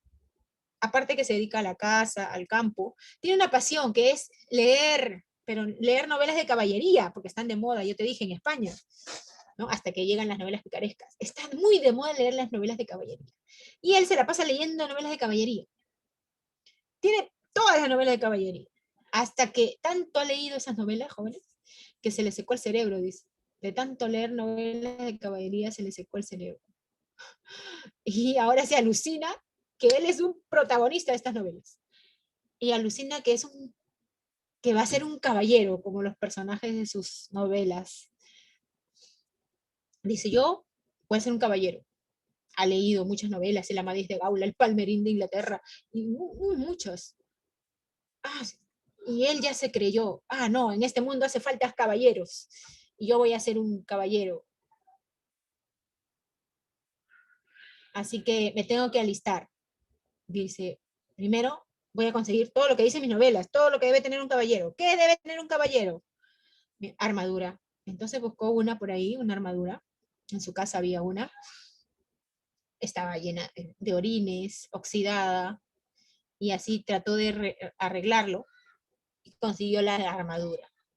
Después, todo caballero debe tener un caballo. Buscó un caballo. Chicos, ahora dice, ahora yo voy a ser el caballero, ¿qué nombre? Don Quijote. Ya buscó su nombre. Pero como hay una obra de caballería donde dice que el caballero se llamaba Amadís de Gaula, porque le rinde honor a su patria, yo voy a ser Don Quijote de la Mancha. Ay, eso. Don Quijote de la Mancha. Y mi caballo, Rocín, mi Rocín. Ah, ya, pero ¿cómo se va a llamar? Porque los caballeros tienen sus caballos y sus caballos son famosos y tienen nombre, ¿no? Por ejemplo, el caballo de Mío Cid Babieca o el caballo bucéfalo. Entonces, ¿mi caballo cómo se va a llamar? Ah, ya, buscó un nombre también para su caballo. Estaba muy interesado en hacer todo lo que decían sus novelas de caballería, joven. El Quijote estaba ilusionado, estaba soñando ya que era un caballero. Decía, ya sé, mi caballo se va a llamar Rocinante, porque antes era un Rocín, Rocinante. Ah, ya. Ah, y también, olvidaba, es importante, que todos los caballeros deben tener una mujer, una musa, una mujer amada por la que van a luchar, van a inspirarse, van a dedicar sus hazañas. Ya, cómo será mi amada? Y recordó a una labradora que conoció hace tiempo y por la que estuvo enamorado, y le va a poner un nombre poético. Ay, ¿cómo se va a llamar mi amada? Ya. Dulcinea, Dulcinea. Dulcinea del Toboso, porque era del Toboso, de ese lugar. Sí existe, en ese lugar todavía existe la casa de Dulcinea. Cuando vayas a España vas a ir allá, están abiertas las puertas de la casa de Dulcinea del Toboso. Ese lugar, esa región Toboso sí existe. Entonces él dijo, ya, Dulcinea del Toboso va a ser, muy bien. Y a ella voy a dedicar todas mis hazañas. Ahora sí, me tengo que ir. Joven, en la primera parte, él dice, debo tener aventuras, debo resolver problemas, debo hacer justicia, debo ser todo un caballero andante. Pero primero tengo que nombrarme caballero. Debo ir a un castillo, ahí me deben nombrar caballero. Jóvenes, pero no había castillos, pues, en esa época. Él no encontró castillo, encontró una venta. Y él creyó, ahí está el castillo. Él siempre idealiza todo. Encuentra una taberna y dice, eso es un castillo. El Quijote va a la venta, a ese lugar, con su caballito, y todo así vestido con su armadura. Y según él, es un castillo. Y el señor feudal de ese castillo tiene que nombrarlo caballero. Pero el Quijote no vive la realidad. Está soñando, jóvenes. Y el Quijote le pide, por favor, yo soy el caballero de Don Quijote de la Mancha, y mi amada es Dulcinea del Toboso, quiero que me nombren caballero. ¿Qué?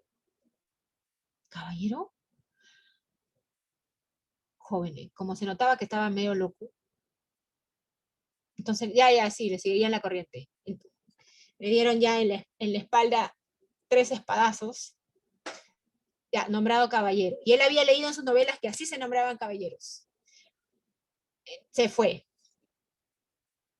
Jóvenes. Se fue a tener aventuras, ¿no? Pero en sus aventuras él siempre terminaba a veces mal, generalmente terminaba golpeado, apaleado. Regresa a su casa, lo traen, lo encuentran porque lo han golpeado unos mercaderes, jóvenes. Y un amigo lo encuentra y se lo lleva a su casa maltratado. El cura, el barbero, su sobrina, el ama, dice, ay, mi señor, ¿por qué está así usted? ¿A dónde ha ido? ¿Por qué le han hecho? Jóvenes, le han hecho todo eso porque ellos piensan, cuando el Quijote está ahí desmayado, esto ha pasado porque él mucho lee novelas de caballería y se ha vuelto loco. Hay que acabar con estas novelas. Entonces el cura, el barbero, sus amigos, ¿no? Su sobrina y el ama, que ha estado a su servicio, dice, hay que quemar todo esto. Y el cura dice, un rato, vamos a inspeccionar qué hay. empieza a revisar, dice, ah, ya, pero hay que salvar esta obra. El Amadís de Gaula, sí, es una buena novela de caballería. Salvaron eso, el Palmerín de Inglaterra, y luego dijo, no, yo ya no quiero revisar uno por uno, ya, lo demás, a quemar. Y quemaron sus obras. Y después el Quijote se despertó y dijo, voy a revisar mis libros para seguir con mis aventuras. Y no estaba en su libro. Y le dijo, ¿dónde está? A su ama le dijo, ¿dónde está mi mueble, mi estante de libros? No sé, señor, vino el diablo y se lo llevó. ¿Qué? ¿El diablo? Y su sobrina dijo, no, no, un monstruo vino y dijo que era tu enemigo y que se llevaba todo. Ah, sí, y que terminaba su nombre en Ton. Ah, el mago Frestón. Ese es mi enemigo, sí. Ah, se ha llevado todo. Pero yo voy a seguir luchando contra él. Jóvenes, así le hicieron creer que habían desaparecido sus libros, pero ellos acabaron con sus libros, quemaron todo, porque por leer esas novelas se volvió loco. Ellos creen que está loco. Después empezó a recordar que en su novela el caballo tenía un escudero y convenció a su vecino Sancho Panza, le dijo, te voy a nombrar gobernador de las ínsulas, de todos los reinos que conquistemos, y lo convenció. Sancho Panza lo acompañó, tuvo aventuras, las aventuras de los molinos con Sancho, ¿recuerda? En su segunda salida, se fue con su escudero y le dijo, Sancho, mira, estamos listos, prepárate, vamos a luchar contra gigantes. ¿Qué? ¿Dónde están los gigantes? Ahí está, ¿no lo ves? Adelante. No, señor, no son gigantes, son molinos. No, Sancho, ¿no ves esos brazos enormes? Son gigantes. ¿Estás seguro? Sí, son molinos, no son gigantes, no son molinos. Ah, ya. Señor, pero tenga bastante cuidado. Y el Quijote se fue con su caballito y con su lanza clavó en las aspas del molino, jóvenes, y el aspa lo hizo salir disparado, su caballo también le cayó encima, todo maltratado terminó el Quijote. Y Sancho le dijo, ¿ya ves, señor? Yo le dije que eran molinos. Mira ahora cómo terminó. No, Sancho, eran gigantes, pero mi enemigo, el mago Frestón, los ha convertido en molinos para quitarme la gloria de haberlos vencido. Jóvenes, el Quijote estaba convencido de que era como él lo soñaba todo, como él creía, como él ilusionado pensaba que es un mundo de caballeros. ¿No? Y Sancho lo llevaba a la cordura, pero en ese plan estaba, jóvenes, hasta que él se enfrenta al Caballero de los Espejos y luego el Caballero de la Blanca Luna, que es su vecino Sansón Carrasco, ¿no? que hace todo para que él regrese a su casa y ya se deje de aventuras, lo hace regresar, jóvenes, y al final de la segunda parte el Quijote quiere escribir su testamento, porque ya recuperó la cordura, dijo, discúlpame Sancho, yo te he hecho parecer loco como yo, te he hecho creer que soy caballero y que tú eres escudero, discúlpame. En su testamento dice al escribano, por favor, algún dinero que yo tenga, se lo van a dar, van a pagar después de que paguen mis deudas, a mi ama, ¿no? A todos los que me han servido, y las deudas que tenga después de pagar y quedar algo de dinero, se lo dan a Sancho Panza, joven. Él escribe su testamento y ya se siente mal, has tenido varios días de fiebre, dice, yo ya siento que voy a morir, y al final murió. Pero antes de morir, Sancho le dijo, no, señor, usted va a salvarse y vamos a tener aventuras porque usted es el caballero, yo soy su escudero.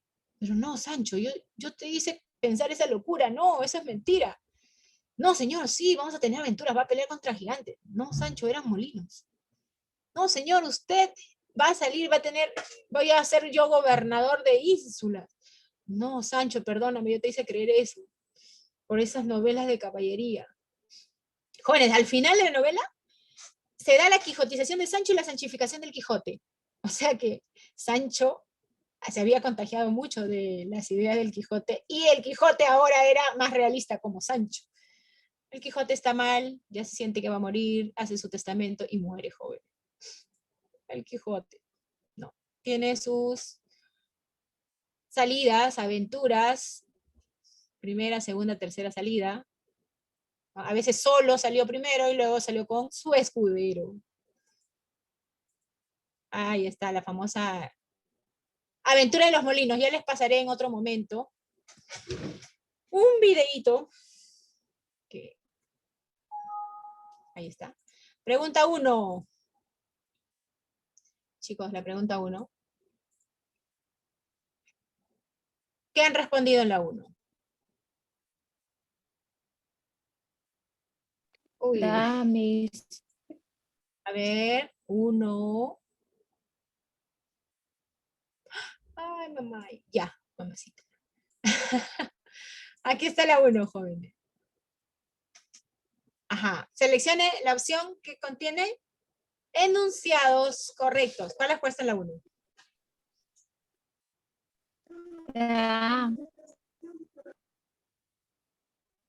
No. La respuesta es 2 y 3. El estilo cervantino mezcla 3 variantes de lenguaje. Sí. El lenguaje señorial de Don Quijote, el lenguaje popular de Sancho y el lenguaje del narrador. ¿Los personajes son de diferentes estratos sociales? Sí. ¿No? Chicos, la D. 1 dedo. 2. ¿La novela es renacentista? No, la novela es barroca. Lee el siguiente fragmento de la novela El Quijote y luego responde la pregunta. A ver, cuéntame. ¿Qué dice? Ah, ya, la aventura, ¿no? Dice, en esto descubrieron 30 o 40 molinos que hay en aquel campo, y así como Don Quijote los vio, dijo a su escudero, la aventura va guiando nuestras cosas mejor de lo que acertáramos a desear, porque ves allí, amigo Sancho, donde se descubren 30 o poco más desaforados gigantes, con quien pienso hacer batalla y quitarles a todos la vida, en cuyos despojos comenzaremos a enriquecer, que esta es buena guerra y es gran servicio de Dios quitar tan mala simiente de sobre la faz de la tierra. ¿Qué gigantes? Dijo Sancho. Aquellos que allí ves, respondió su amo, de los brazos largos que le suelen tener algunos de casi 2 leguas. ¿Qué impulsa al Quijote a arremeter contra supuestos gigantes que en realidad son molinos de viento? Muchachos, ¿qué? ¿Por qué? ¿Qué dice? La C. Dice, es gran servicio de Dios quitar tan mala simiente de sobre la faz de la tierra. ¿Qué significa eso? Vas a servir a Dios si quitas esa maldad que está en la tierra. ¿Cuál? Su ideal justiciero de liberar a los hombres de seres perversos. ¿Ah? ¿Sí o no? ¿Estamos bien? ¿Están de acuerdo? Y la C porque no puede ser. La C lo hace a partir de sus enormes deseos de convertir. No, porque ya estaba convertido en caballero. Él ya era un caballero según él. ¿Entendido? Además te pregunta acá, ¿qué impulsa al Quijote? Espérate, ¿qué impulsa al Quijote a arremeter contra los supuestos gigantes que en realidad son molinos de viento? O sea, él ya era caballero, ya se nombró caballero ya, al principio. Y acá no dice nada de que porque quiere ser un caballero, dice, porque es gran servicio de Dios quitar tan mala simiente de sobre la faz de la tierra. O sea que él va a hacer un favor al mundo y va a ser bien visto porque el bien, que es servicio de Dios, el bien va a luchar contra el mal, ¿no? Entonces su ideal justiciero de liberar a los hombres perversos, porque ahí dice, liberar a hacer gran servicio de Dios, quitar tan mala simiente de la faz de la tierra. ¿Está bien? Ahí lo dice en esa frase que te he resaltado. 3. Pronto 3, ¿cuál es la clave?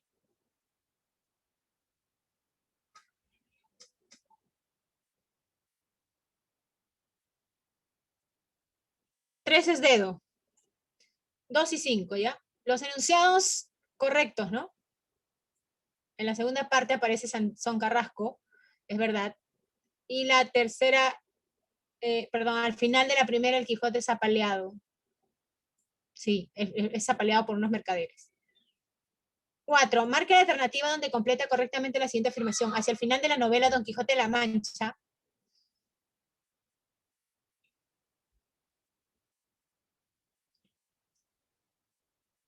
La D.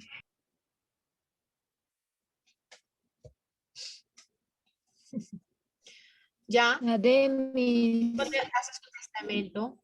Muy bien. 5.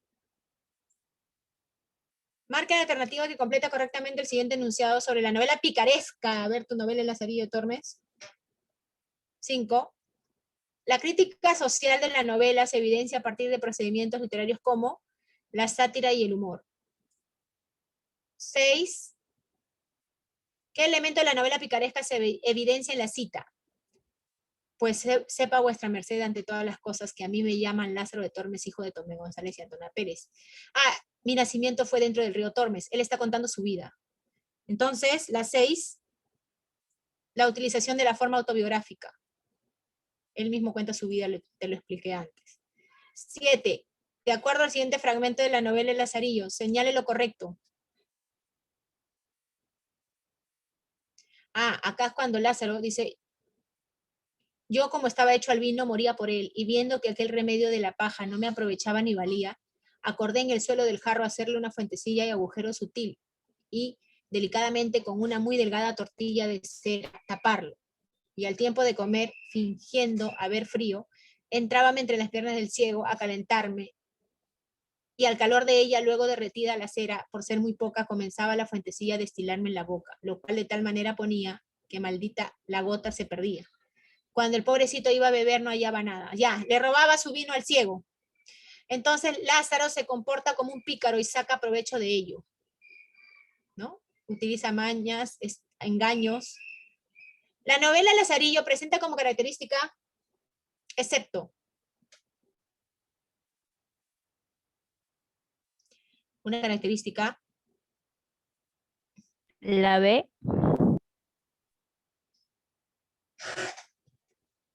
la novela Lazarillo presenta como característica, excepto, dice, excepto, ¿cuál no es? La A, la vida de un ser alejado del pecado, ¿no? Más pecador. Si engaña a las personas, ya está cometiendo un pecado. Indique la característica ajena a la novela El Lazarillo, ajeno, o sea, lo que no es. Dedo, lenguaje recargado, no, un lenguaje simple, sencillo. ¿Con qué amo Lázaro abre los ojos al mundo? Despierta, ya no es inocente, ya. Se vuelve astuto. Ah. Ajá, muy bien, exacto. Ya chicos, ahí nos quedamos. Chao, nos vemos la próxima semana.